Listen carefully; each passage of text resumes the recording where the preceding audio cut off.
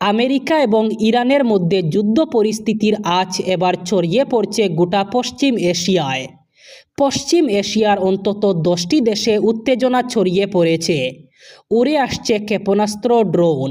মঙ্গলবারও সৌদি আরবে, ইরাক, লেবাননে হামলা হয়েছে। ড্রোন আক্রমণ হচ্ছে মার্কিন দূতাবাসে। আমেরিকা এবং ইসরায়েল যৌথভাবে হামলা চালায় ইরানে। হামলায় নিহত হন ইরানের সর্বোচ্চ ধর্মীয় নেতা আয়াতুল্লাহ আলী খামেনেই। হামলার প্রাথমিক ধাক্কা কাটিয়ে উঠেই প্রত্যাঘাত শুরু করে ইরান। শুধু ইসরায়েল নয়, পশ্চিম এশিয়ায় যে দেশগুলিতে মার্কিন ঘাঁটি রয়েছে প্রায় সব দেশেই হামলা করেছে তেহরান। সৌদি আরব, কাতার, সংযুক্ত আরব আমিরশাহী, Oman, Bahrain, Kuwait, Iraq, Syria, জর্ডানে হামলা চালায় তেহরান।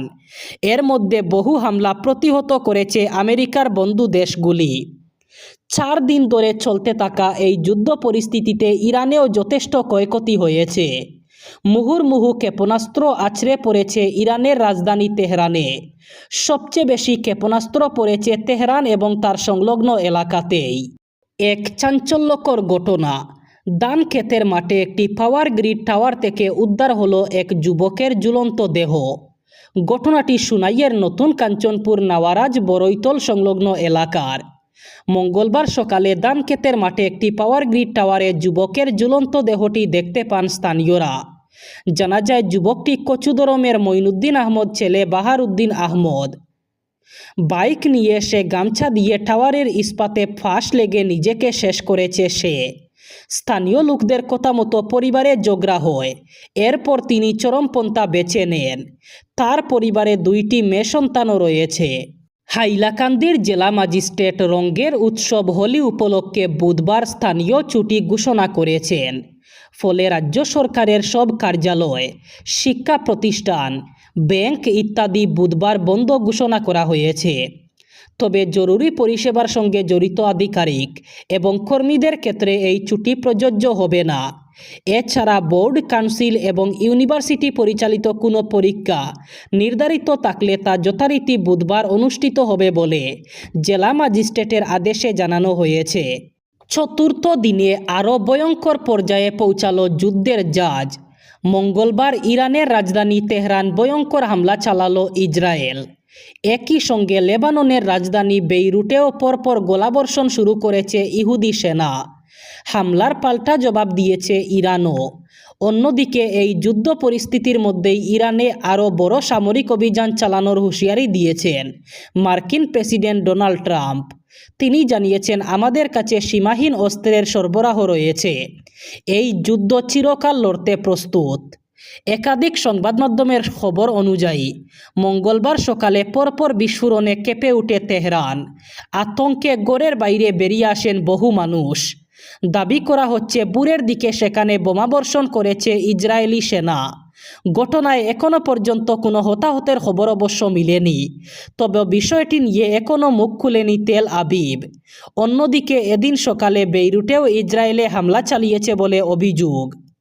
রাজ্য পুলিশ প্রশাসনে একাধিক শীর্ষ আধিকারিকদের বদলির নির্দেশ জারি করেছে। এর মধ্যে কাছাড়ের সিনিয়র পুলিশ সুপার পার্থপ্রতিম দাসও আছেন। এসএসপি দাসকে নোয়াগাঁওয়ের এসএসপি হিসাবে দায়িত্ব দেওয়া হয়েছে। কাছাড়ে এসেছেন কামরূপের এসএসপি সঞ্জীব কুমার শইকিয়া।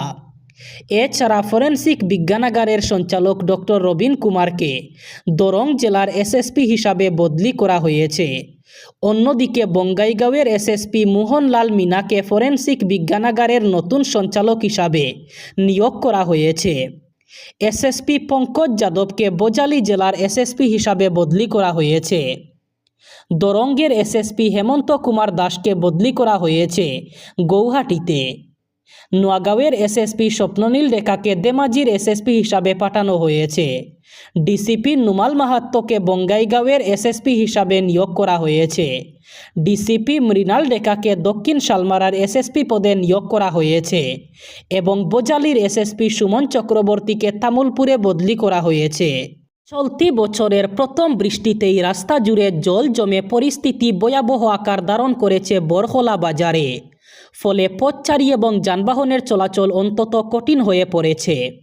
স্থানীয় বাসিন্দাদের অভিযোগ, রাস্তার এই করুণ অবস্থা দুর্ঘটনার আশঙ্কা বহুগুণ বাড়িয়ে দিয়েছে। তেমাতা রাস্তায় পিচ উঠে গিয়ে বড় বড় গর্তের সৃষ্টি হয়েছে। পাশাপাশি এলাকার নিকাশি ব্যবস্থা সম্পূর্ণ অকার্যকর হয়ে পড়ায় সামান্য বৃষ্টিতেই জলাবদ্ধতা তৈরি হচ্ছে। এই জলাবদ্ধতার কারণে বাজারে কেনাকাটা করতে আসা ক্রেতা এবং ব্যবসায়ীদের চরম অসুবিধার সম্মুখীন হতে হচ্ছে। প্রতিদিনের যাতায়াত ব্যাহত হওয়ায় খুব বাড়ছে স্থানীয়দের মধ্যে। সমস্যার স্থায়ী সমাধানের জন্য সংশ্লিষ্ট কর্তৃপক্ষের দ্রুত হস্তক্ষেপের দাবি জানিয়েছেন এলাকার সাধারণ মানুষ। ইরানে আমেরিকা ইসরায়েলের হামলার পর অশান্তি আঁচ করে রাজ্যে রাজ্যে সতর্কবার্তা পাঠিয়েছে কেন্দ্রীয় সরকার। কেন্দ্রীয় স্বরাষ্ট্র মন্ত্রকের একটি করে চিঠি প্রতি রাজ্যে এবং কেন্দ্রশাসিত অঞ্চলে গিয়েছে। সেখানে বলা হয়েছে, ইরানের সমর্থনে কেউ যদি উস্কানিমূলক মন্তব্য করেন তাদের চিহ্নিত করতে হবে এবং তাদের বিরুদ্ধে পদক্ষেপ করতে হবে। যে কোনো প্রকারেই হোক অশান্তির পরিস্থিতি এড়ানোর বার্তা দিয়েছে কেন্দ্র। গত শনিবার ইরানে হামলা চালায় আমেরিকা এবং ইসরায়েলের যৌথ বাহিনী। সংবাদ সংস্থা এএনআই সরকারি আধিকারিকদের উল্লেখ করে জানিয়েছে, ওই দিনই অমিত শাহের মন্ত্রক রাজ্যগুলিকে সতর্ক করে চিঠি পাঠিয়ে দিয়েছিল। তা এতদিনে সংবাদ সংস্থার হাতে এসেছে। ইরানে আমেরিকা ইসরায়েলের হামলার আবহে ভারতেও অশান্তি হতে পারে বলে মনে করছে কেন্দ্র। বিধানসভা নির্বাচনের তারিখ এখনও ঘোষণা না হলেও শাসক বিরোধী সব শিবিরেই বাড়ছে টানটান উত্তেজনা। বিশেষ করে শাসক দল বিজেপির অন্দরে এখন টিকিট পাওয়া নিয়ে চরম উৎকণ্ঠা। সূত্রের খবর, প্রার্থী তালিকায় বড়সড় রদবদল ঘটাতে চলেছে পদ্ম শিবির। ২০ জন বর্তমান বিধায়ক এবার টিকিট থেকে বঞ্চিত হতে পারেন বলে জল্পনা তুঙ্গে। বিজেপি নেতৃত্ব আগেই স্পষ্ট করে দিয়েছে যে এবার জয়ের সম্ভাবনাই হবে শেষ কথা। সেই লক্ষ্যেই একাধিক স্তরে সমীক্ষা চালানো হয়েছে। মুখ্যমন্ত্রী হিমন্ত বিশ্ব শর্মা জানিয়েছেন, বিধানসভা কেন্দ্র পুনর্নির্ধারণ এবং সংরক্ষিত আসনের রদবদলের কারণে অনেক নতুন মুখকে সুযোগ দেওয়া হবে। মুখ্যমন্ত্রীর এই বার্তার পরেই অনেক পুরনো বিধায়কের রাতের ঘুম উড়েছে।